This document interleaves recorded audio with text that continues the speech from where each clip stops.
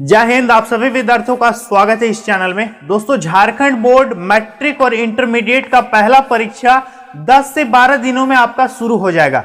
जैसा कि आप सभी को पता है कि मैट्रिक का 7 तारीख से शुरू हो रहा है और इंटर वालों का 9 तारीख से आपका एग्जाम शुरू हो रहा है। तो अभी आप लोगों के लिए लगभग 10 से 12 दिन का समय बचा हुआ है। आज की इस वीडियो में आपको हम बताएंगे कि इन 10 से 12 दिनों में आप कैसे तैयारी कर सकते हो।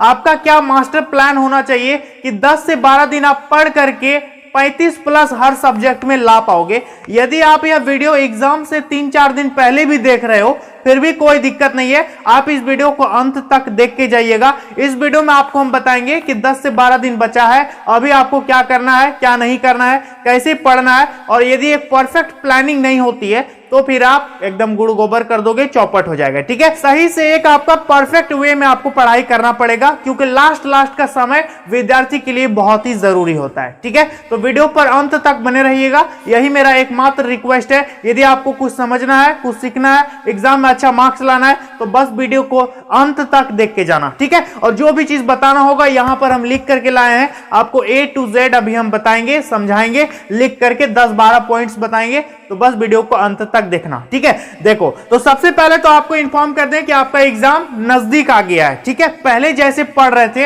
अब वैसे पढ़ोगे तो नहीं चलेगा। पहले आपने कुछ भी किया, कितनों पढ़ा, 1 घंटा पढ़ा, 2 घंटा पढ़ा, नहीं भी पढ़ा या फिर बहुत पढ़ा, उससे मतलब नहीं है। लेकिन अब 10 से 12 दिन बचा हुआ है, तो इन 10 से 12 दिनों में मैं जो भी पॉइंट्स यहां पर बताऊंगा ये आप तभी फॉलो कर पाओगे जब आप पॉइंट नंबर 1 नोट करना सभी। ठीक है, कि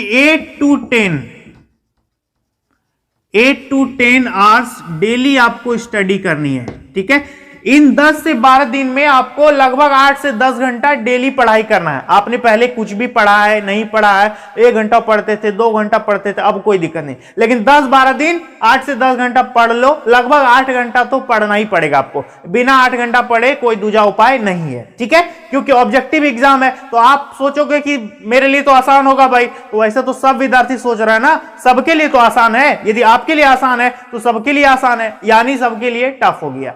इसका मतलब तो यही हुआ, आप समझ रहे हो कि चलो ना ऑब्जेक्टिव है देख लेंगे। तो ऐसा सब विद्यार्थी सोच रहा है, सिर्फ आप नहीं सोच रहे हो ऐसा।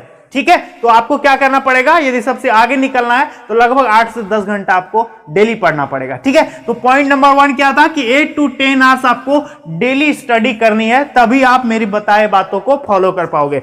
पॉइंट नंबर 2 लिखे हैं, देखो पॉइंट नंबर 2 है मेरा कि मॉडल पेपर, ध्यान दीजिएगा, मॉडल पेपर। पॉइंट नंबर 2 है मॉडल पेपर। अभी आपके लिए सबसे बड़ा हथियार है मॉडल पेपर। ठीक है, यदि आप अभी मॉडल पेपर को नहीं पढ़ते हो और बाकी कुछ पढ़ते हो, अभी बाकी क्या पढ़ना नहीं पढ़ना वो भी बताएंगे, लेकिन सबसे पहले आपका मेन मोटिव होना चाहिए कि मेरा मॉडल पेपर कंप्लीट हुआ है या फिर नहीं हुआ है, क्योंकि मॉडल पेपर आपकी प्रिपरेशन का भी हार्ट बीट है। ठीक है, यह आपके लिए हार्ट बीट का काम करेगा, एकदम दिल की धड़कन है, इसे एकदम 100% कंप्लीट करो, याद करो। आपको इसी से क्वेश्चन बहुत सारा मिलता जुलता देखने को मिलेगा। बहुत सारे ऐसे क्वेश्चंस आपको देखने को मिलेंगे जो सेम टू सेम हूबहू कॉपी पेस्ट करके एग्जाम में आ जाएगा। ठीक है, और मॉडल पेपर से 30 से 40% क्वेश्चन कंफर्म आएगा। मॉडल पेपर पढ़ने वाला विद्यार्थी जिंदगी में कभी फेल नहीं करेगा, ये तो हम आपको गारंटी देंगे। इसलिए हर हाल में आप मॉडल पेपर को कंप्लीट करो, मॉडल पेपर को याद करो। 5-5 सेट मॉडल पेपर मिला है, हर सेट में 40 क्वेश्चन है। तो जैसे कि फिजिक्स है तो एक सेट में 40 ऑब्जेक्टिव है, तो 5 सेट कितना हो गया, 200 ऑब्जेक्टिव हो गया। और ये 200 ऑब्जेक्टिव आपके लिए कितना वैल्यूबल है ये मैं क्या बताऊं। एग्जाम दोगे ना, एग्जाम हॉल में बैठोगे तब मुझे याद करोगे कि सर आप मॉडल पेपर इतना वैल्यू क्यों दे रहे थे, तब आपको पता चलेगा। तो इसलिए हम बार बार कह रहे हैं कि मॉडल पेपर को सबसे पहले वैल्यू दो, उसे फर्स्ट प्रायोरिटी में रखो, और हर हाल में मॉडल पेपर को आपको सॉल्व करना है, याद करना है। ठीक है, चलो now coming to the point number 3। देखना पॉइंट नंबर 3 हम लिखे हैं यहां पर, मॉडल पेपर आप बना लोगे, इसके बाद क्या करना है, 2 टाइम्स, देखो 2 टाइम्स रिवीजन। ठीक है, मॉडल पेपर जब आपका बन जाएगा, याद हो जाएगा अच्छे से, उसको 2 बार प्रैक्टिस कर लेना, रिवाइज कर लेना कि ये वाला क्वेश्चन ये है, ये वाला क्वेश्चन ये है। अब मान लेते हैं सेट 1 आपको याद है, हम 3 ठो क्वेश्चन सेट 2 से ले लेते हैं, 5 ठो क्वेश्चन सेट 3 से ले लेते हैं, और 10 क्वेश्चन ले लेते हैं सेट 4 से, और कुछ क्वेश्चन सेट 5 से, और 4-5 क्वेश्चन बुक से उठा लेते हैं। तब इस जगह आपकी स्थिति क्या होगी। इसलिए मॉडल पेपर को रिवाइज करना सबसे ज्यादा जरूरी है। मॉडल पेपर याद करो, पढ़ो बढ़िया से, उसका प्रैक्टिस करो और सबसे बड़ी बात उसको 2 से 3 बार एकदम रिवीजन मारो। रिवीजन करना बहुत जरूरी है, ठीक है। चलिए, तो मॉडल पेपर का आप रिवीजन करोगे अभी 10 से 12 दिन में। इसके बाद पॉइंट नंबर 4 देखिए, पॉइंट नंबर 4 हम क्या लिखे हैं कि मॉडल पेपर में आप देखो कि मात्रक पूछा है, ऐसा यूनिट पूछा है, किसी का वैल्यू पूछा है, लिखा है कि वक्रता त्रिज्या इतना है तो फोकस दूरी क्या होगा। मतलब आपको पता होना चाहिए कि r बराबर 2f होता है, पता होना चाहिए ना। या फिर पूछा कि फोकस दूरी इतना है तो क्षमता क्या होगा, इसका मतलब आपको पता होना चाहिए कि P = 1/f भी होता है। तो ये सारी चीजें मॉडल पेपर हमें क्या बताता है कि pH मान यदि पूछा तो हमको pH मान सब याद करना है। यहां पानी का पूछा है तो हो सकता है वहां पर चाय का आएगा या कुछ का आएगा, या फिर पूछ देगा कि pH मान कितना से कितना तक होता है। तो इस तरह से मॉडल पेपर का हर एक क्वेश्चन से आप खुद एनालाइज करो कि क्या क्या एग्जाम में पूछ सकता है। जैसे डेट पूछ रहा है, जलियांवाला बाग हत्याकांड कब हुआ, यानी आपको डेट पता होना चाहिए कि जलियांवाला बाग हत्याकांड का, असहयोग आंदोलन का, सविनय अवज्ञा आंदोलन का, या फिर जितने भी इतिहास में डेट्स हैं वो आपको पता होना चाहिए। कहां हुआ था, इसका मतलब आपको स्थान पता होना चाहिए। जब फ्रांस चिकता है तो पूरे यूरोप को सर्दी जुकाम होता है, इसका मतलब ये फैक्ट्स है। तो आपको क्या करना है दोस्तों, उठाना है बुक से, मॉडल पेपर को देखते हुए बुक से आपके जो सिलेबस में है उसको उठाओ। क्या करना, रिमेंबर, देखिए रिमेंबर फॉर्मूला।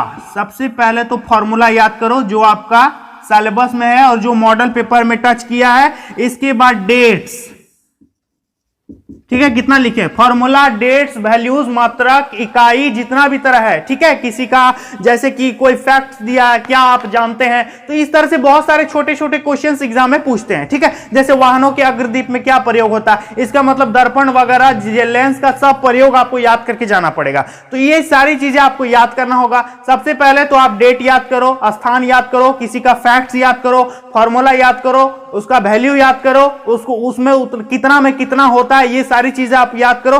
तो ये आपको मॉडल पेपर देखते हुए आप अपने बुक से छांट छांट करके निकालो और उसको प्रिपेयर करो अच्छी तरह से, ठीक है, क्योंकि सेम टू सेम एग्जाम में ये सारी चीजें आपका आ जाएगा। चलिए पॉइंट नंबर 5, पॉइंट नंबर 5 हम लिखे हैं कि सिमिलर क्वेश्चन।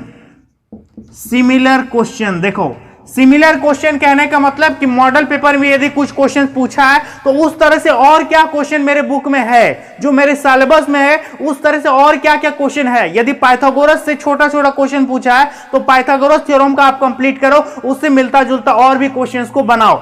समझ में आ गया। Model paper is just a hint, model paper बस एक नमूना है, ये तो मॉडल है, फाइनल कंस्ट्रक्शन तो अभी बाकी है ना। तो आपको मॉडल पेपर क्या करना है, मॉडल पेपर पढ़ना है, रिवाइज करना है, इसके बाद उसको अच्छी तरह से प्रैक्टिस करना है और सबसे बड़ी बात कि उससे मिलता जुलता सभी क्वेश्चंस को प्रिपेयर करना है। मिलता जुलता क्वेश्चन आपको पता चल ही जाएगा। जैसे कि मान लेते हैं पूछा है कि वाहनों के पीछे देखने के लिए कौन सा दर्पण यूज होता है, इसका मतलब दर्पण वाला जितना मिलता जुलता क्वेश्चन है सब हमको याद होना चाहिए, ठीक है। यदि मान लेते हैं कि डिफरेंशिएशन में इनवर्स ट्रिग्नोमेट्री से क्वेश्चन आया है मॉडल पेपर में, यानी इनवर्स वाला आपको पूरा करके जाना होगा। समझ में आ रहा मैं क्या कहना चाहता हूं। तो आपको क्या करना है, सिमिलर क्वेश्चन को करना है। इसके बाद 6 नंबर पॉइंट, देखो 6 नंबर पॉइंट क्या है भाई, ध्यान दीजिएगा।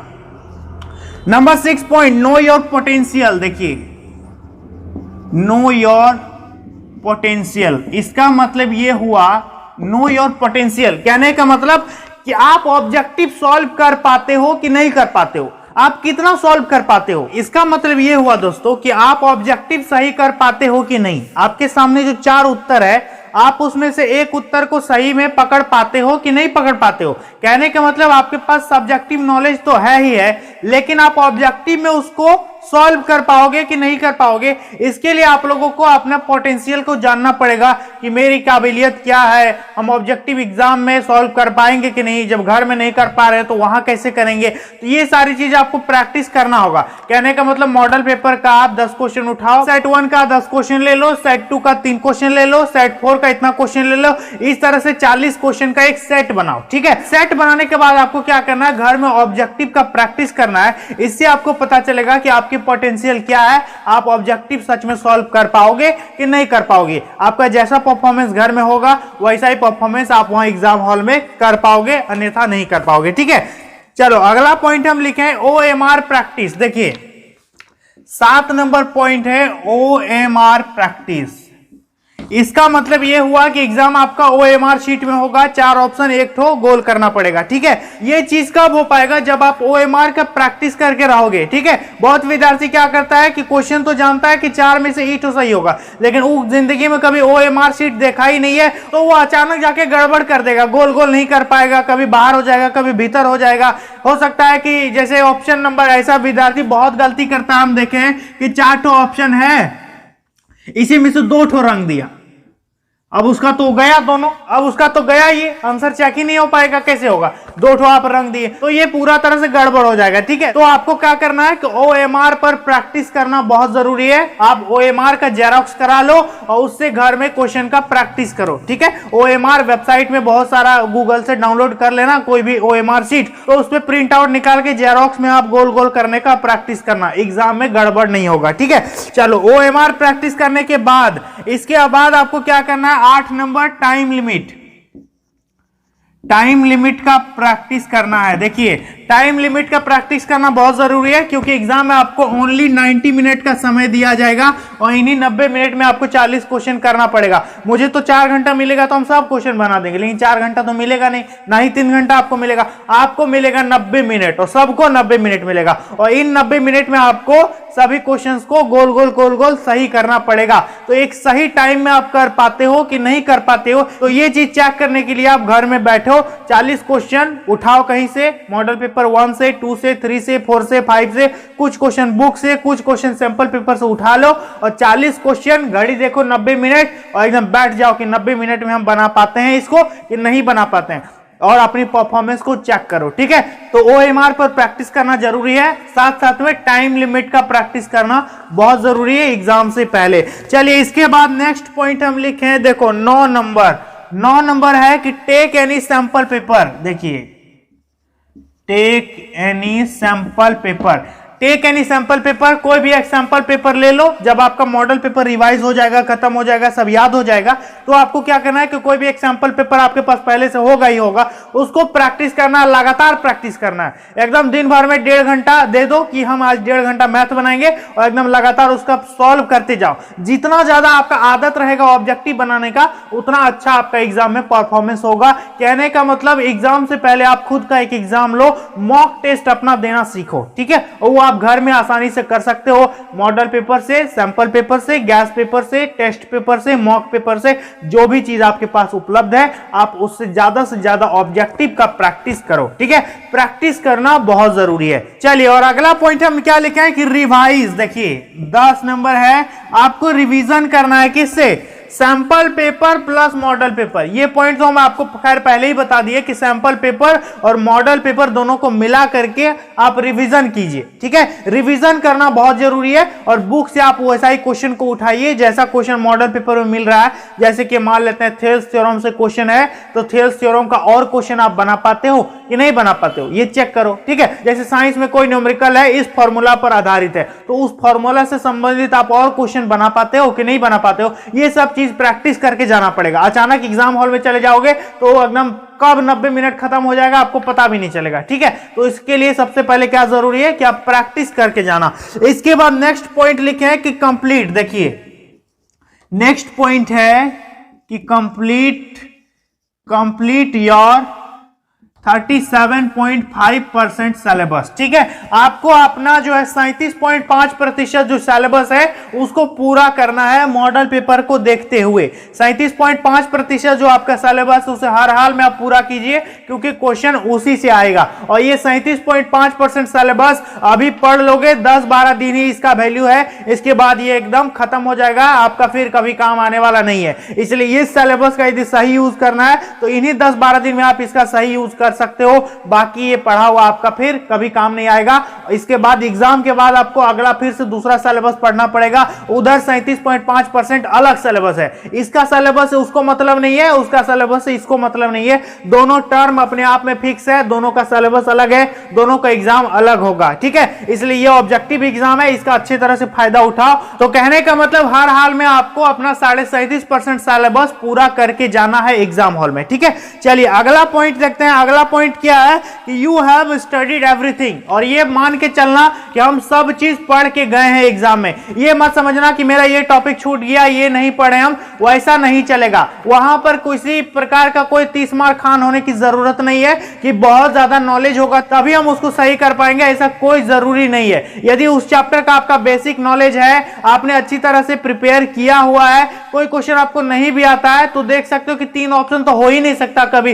तो चौथा ऑप्शन आपका सही हो जाएगा। मतलब यदि आप थोड़ा सा भी दिमाग में रहेगा कि हम इसको कहीं देखें तो आप सही कर दोगे, क्योंकि वहां पर आपको लंबा चौड़ा ना थ्योरम प्रूव करना पड़ेगा, ना ही लंबा चौड़ा क्वेश्चन बनाना पड़ेगा। बस आपकी आंखों के सामने आपका उत्तर है, 4 में से 1 को आपको चुनना है। तो ये समझ लेना कि हम सब चीज पढ़ लिए हैं और अच्छी तरह से मेरा प्रिपरेशन है। अपने कॉन्फिडेंस लेवल को आपको डाउन नहीं करना है कि मेरा क्या होगा नहीं होगा, और इतना मुझसे वादा करना कि 35+ हर विद्यार्थी लेकर के आएगा। कौन कौन 35+ लाना चाहता है, किसमें इतना जुनून है कि 35+ ले आओगे आप मुझे कमेंट सेक्शन में जरूर बताना। और आप यह वीडियो कहां से देख रहे हो यह भी मुझे नीचे कमेंट सेक्शन में जरूर लिखना, ठीक है। और चैनल पर पहली बार आए हो सब्सक्राइब कर देना, आगे भी आप लोगों का हम हेल्प करता रहेंगे। तो चलिए दोस्तों, आज के लिए इतना ही, मिलते हैं अगली वीडियो में।